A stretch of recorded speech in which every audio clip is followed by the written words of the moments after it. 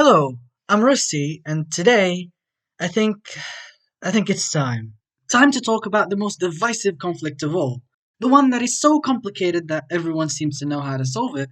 The one, the only, Israel-Palestine. Now, the situation right now, it's a bit hard to summarize, but here's how it looks like. Israel controls this land, Hamas controls this land, and the Palestinian Authority controls a tiny bit of this land. And they all aren't big fans of each other.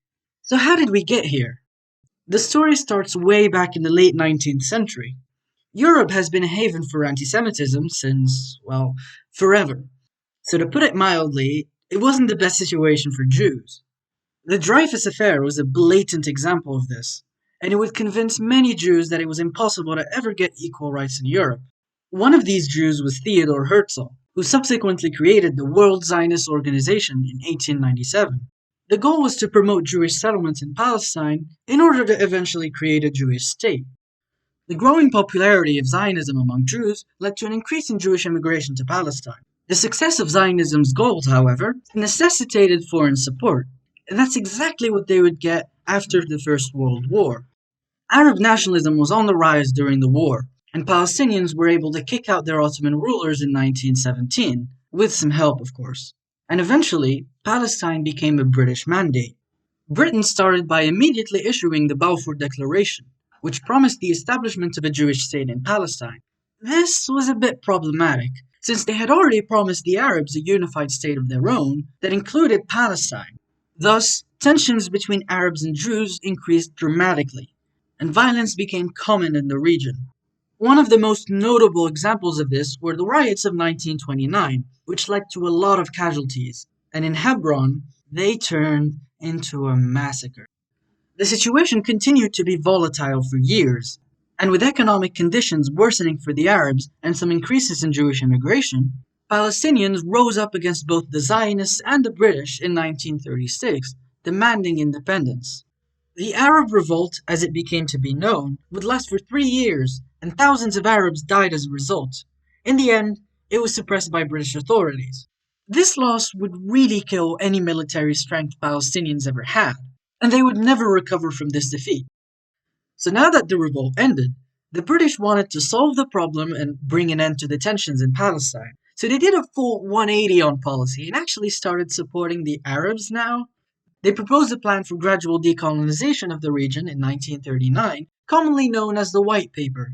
The process would last about 10 years, in the goal of establishing a multinational Palestinian state ruled by both Arabs and Jews. It also crucially called for a limit on Jewish immigration, something that would become pretty awkward during World War II. Anyway, Palestinian leadership generally supported the proposal, while Zionists took to the streets and protested the White Paper. They even carried out attacks and sabotages against the British. Things were looking good for Arabs, and bad for Zionists. But then, something changed. World War II was underway, and the genocide of the European Jewish population became known worldwide. So when the Second World War ended with the Germans getting beaten up, sympathy for the Jewish population was still on the rise, and many more people started looking favorably towards Zionism. But for now, there was still a big question. What do we do with Palestine? Britain decided to defer the matter to the newly formed United Nations and let them decide. The British still supported the one-state solution from the White Paper, but that didn't look like it would be agreed upon. The main proposal that was given instead was the partition plan. It would split Palestine into two independent states, a Jewish one and an Arab one, while Jerusalem would be considered an international zone. Initially, it didn't look like the plan would go through. Britain and all Arab states opposed the plan, and it needed a two-thirds majority of the votes. The United States President at the time, Harry S. Truman, who was a sort of reluctant supporter of Zionism, rallied support around the world to get many American allies to agree to the proposal. And it worked. But it still wasn't enough. The Soviet Union had to vote for it. Otherwise, it wouldn't pass. Now, the Bolsheviks, they were historically very against Zionism. Stalin was now in charge, though, and instead of keeping true to this policy, he just changed it all of a sudden and actually voted for the partition plan. His reasoning was mainly that he believed Israel would be socialist, which wasn't that much of a stretch at the time, and would thus decrease American and British influence in the area. Soviet support was actually enough for the partition plan to succeed, as all communist nations, except for Yugoslavia, ended up voting for it. So immediately following the British withdrawal from Palestine, Israel's independence was declared. The Jewish state is officially created. The next day, the surrounding Arab countries, that is Egypt, Transjordan, Syria, Lebanon, and Iraq, known collectively as the Arab League, attacked Israel. The reasoning behind the attack was that they saw Israel as a colonial entity which was taking away land from the Arabs. Now let's compare the strength of both sides. Israelis had militarized throughout the 30s to protect themselves from Arab riots, they raised millions of dollars from Zionist sympathizers all around the world, and they had support from the United States, the Soviet Union, every country in the Soviet bloc, France, basically every country that matters. They also were able to get a lot of weapons from outside. Czechoslovakia was interestingly a huge weapons dealer for them. The Arab League, on the other hand, had an improvised army from a bunch of weak Arab countries, not really a big money supply, and had support from only one notable country, China. No, the other China, the one that was losing a civil war. They also weren't all on the same page. They distrusted each other constantly, and they all agreed that Jordan was sus. And it wasn't without cause. The Jordanian monarchy was actually secretly okay with a Jewish state being created, and even met with Israeli officials a few weeks before the war. King Abdullah actually wasn't too keen on having an independent Palestinian state next to him, and he really just sought to annex the whole area for himself and eventually turn those Palestinians into Jordanians. Anyway, as expected, Israel won the war, and the map went from this to this. Israel displaced hundreds of thousands of Palestinian Arabs in the process, who then had to flee and settle in neighboring countries. This event is known as the Nakba, and it's formative to the Palestinian identity. As for the rest of the place, Egypt occupied the Gaza Strip, and Jordan kind of got what they wanted from the war and occupied the West Bank. And they subsequently kicked out all Jews from East Jerusalem. Quick side note, the main justification Israel gives today to evict Palestinians from their homes in East Jerusalem is that Jews used to live there before 1948. Of course, they don't give the same consideration to victims of the Nakba, but let's not talk about that. Anyway, for Palestine, their promised state immediately vanished. As Israel gained new lands, Jordan occupied the West Bank, and Egypt occupied Gaza. Now, while the Palestinian refugee problem continues to be unsolved to this day, as they were never able to integrate into any Arab country that took them on, the Jewish refugee problem, on the other hand, where a lot of Jews ran away from / got kicked out of Muslim majority countries following the war, that was solved pretty fast as they all just flooded into Israel. Okay, now let's move on. Tensions between Arab states and Israel stayed high after the war. Guerrilla forces supported by Egypt were giving Israel some trouble in Gaza. The failed Lavon affair, where Israel tried to bomb some places inside Egypt, did nothing but increase tensions between the two countries. The next direct confrontation wouldn't happen until 1956. Gamal Abdel Nasser, who had recently taken over Egypt, decided to nationalize the Suez Canal. This act concerned the Western powers, not only because Egypt was kinda looking like they were becoming a bit too communist, but also because of the canal's importance in trade. France and Britain were particularly pissed at what Nasser did, so they went to Israel and asked them to invade Egypt in order to secure the canal for themselves. Yeah, why not? That would be fun. Yeah, America will of course help us, so it'll be easy. Yo, Ike, will you help us? Uh, what are you guys doing? The American president, Dwight Eisenhower, wasn't a big fan of the operation, and he warned them not to attack Egypt, but they did it anyway, hoping that America will start supporting them eventually. Well, in reality, that didn't happen. And the United States led a UN resolution asking Israel to withdraw its troops from Egypt. Something that really sounds weird by today's standards. I mean, they would never do such a thing nowadays. Anyway, the resolution was of course vetoed by France and Britain. Eventually, the Soviet Union got involved. The then Russian leader, Nikita Khrushchev, was like, I have a lot of nukes, and it would be a shame if I tested them out on, let's say, Paris? London? Now he was bluffing, of course, but that sufficiently scared France and Britain, and Israel pulled out of Egypt. Now this confrontation is actually much more significant than you may think initially. Though there was no change in territory, Israel officially moved away from Soviet influence and started to side with the US in the larger Cold War. The Soviets, on the other hand, heightened their support for Arab countries surrounding Israel, so the whole thing just became a proxy conflict between Russia and America. Fast forward to 1967. The Soviet Union gave Egypt a report claiming that Israeli forces were mobilizing next to the Syrian border. This report, it turns out, was false, but it still prompted a number of Arab countries to start mobilizing troops. Israel then did the same. Tensions started to rise rapidly as Egypt blockaded the Straits of Tiran, something they were threatening to do for a while. But for now, the soldiers were just looking at each other awkwardly and trying to bait the other into attacking. The question was, who would act first? And that would be Israel. They launched a preemptive attack on Egypt aimed at crippling the Egyptian Air Force. Now, the Israelis, they planned way better than the Arabs, and they were able to get numerous wins on their opponents. The war would only last for 6 days, and is regarded as one of the most brilliant military performances in modern history. Israel won, and they won a lot. Here's the before and after. Just look at that. They occupied the Golan Heights from Syria, the West Bank from Jordan, the Gaza Strip, and the Sinai from Egypt. All of these occupations are actually illegal under international law. Anyway, the Arab countries were humiliated by this defeat, and they met in Sudan, where they proclaimed the three no's: no peace, no recognition, and no negotiations with Israel. The Palestine Liberation Organization, which was created before the war in 1964, increased its operations and started conducting more brutal terrorist attacks after 1967. The Israelis, on the other hand, after the land grab, started building settlements in the occupied territories, which would do nothing but heighten tensions in those areas. Now, following the war, the PLO had to relocate to Jordan. From there, they kept attacking Israel, and they even created their own administrations inside Jordan, basically creating a state within a state. It didn't take a long time until Palestinian refugees started calling for the overthrow of the Jordanian monarchy. This pissed off King Hussein, and a civil war started between the two sides. Eventually, Jordan won that civil war, and the PLO and all Palestinian refugees were kicked out from Jordan.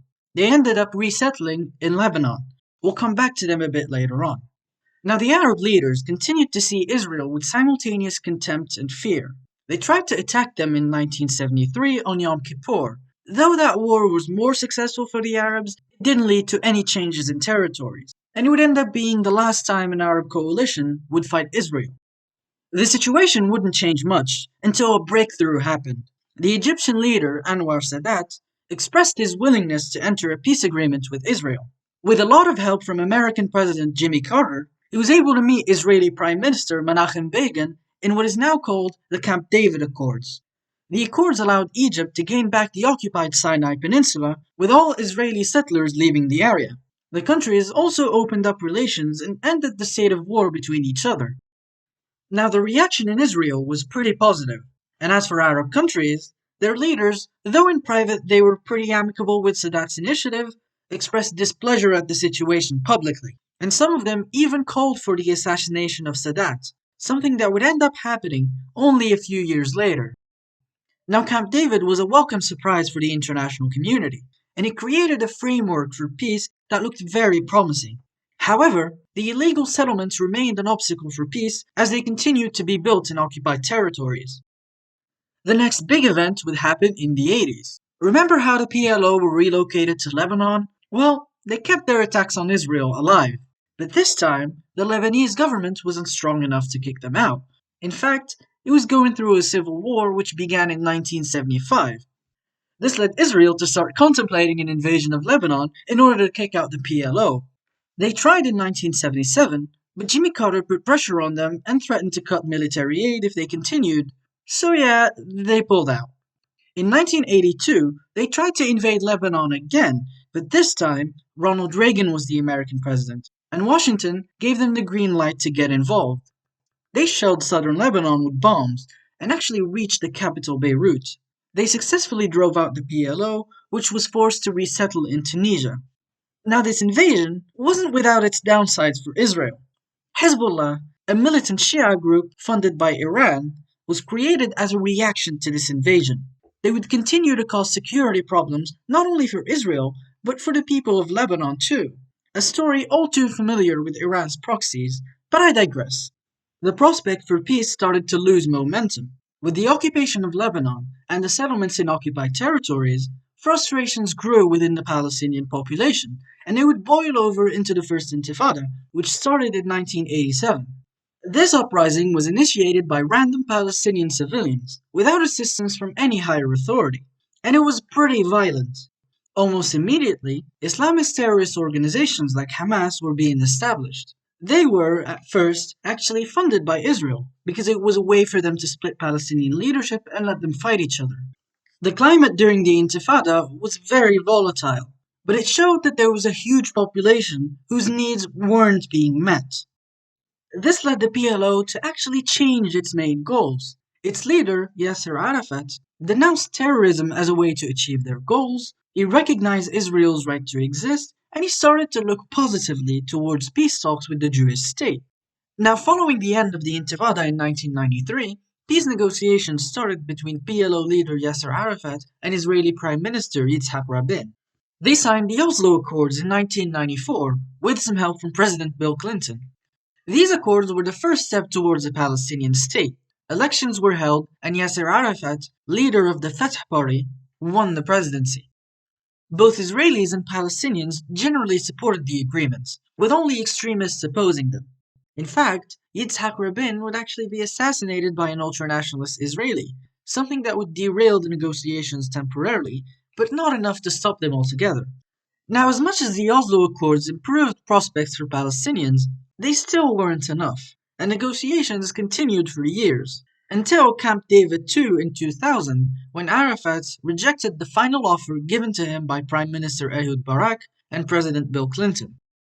Immediately after this failure, the Second Intifada started, even more violent than the first, and with Israel moving to the right politically, prospects for peace once again looked slim.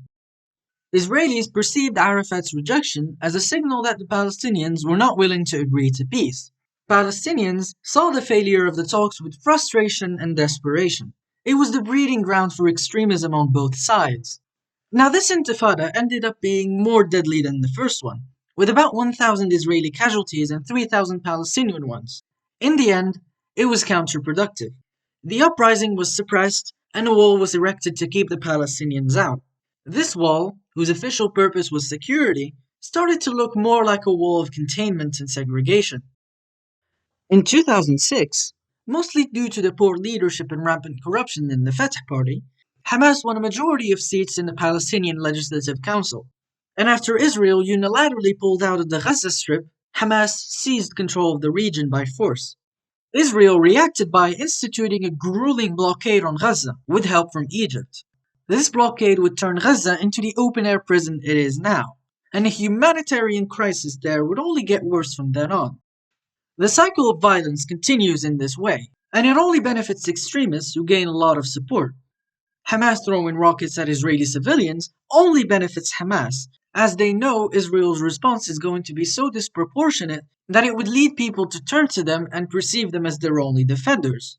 In reality, they ultimately hurt the Palestinian cause, not only because of their religious extremism, which excludes the significant population of Christian and Shia Palestinians, but also because they only radicalize Israelis and make them more open to the idea of bombing the hell out of Gaza.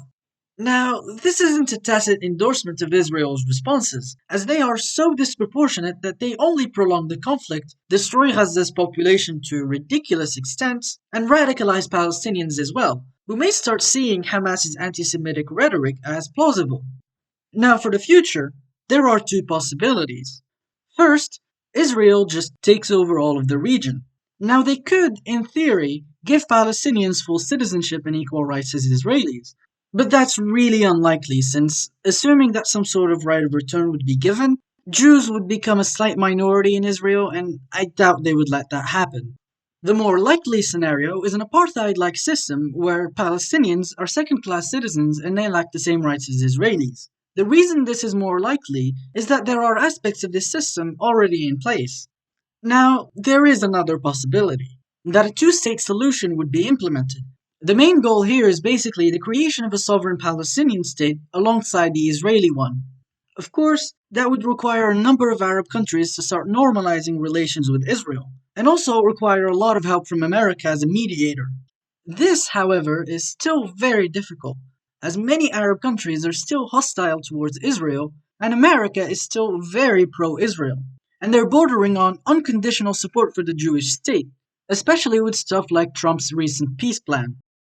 In short, the ball is in Israel's and America's court, and we shall see how they deal with it. Well, I guess that wraps up this video. It took me quite a lot of work and a lot of effort to make it, so it would be very helpful if you'd like, subscribe, and share with your friends if they're interested in this topic. And also, comment if you have anything to say. All in all, thank you for watching, and I hope to see you in the next video.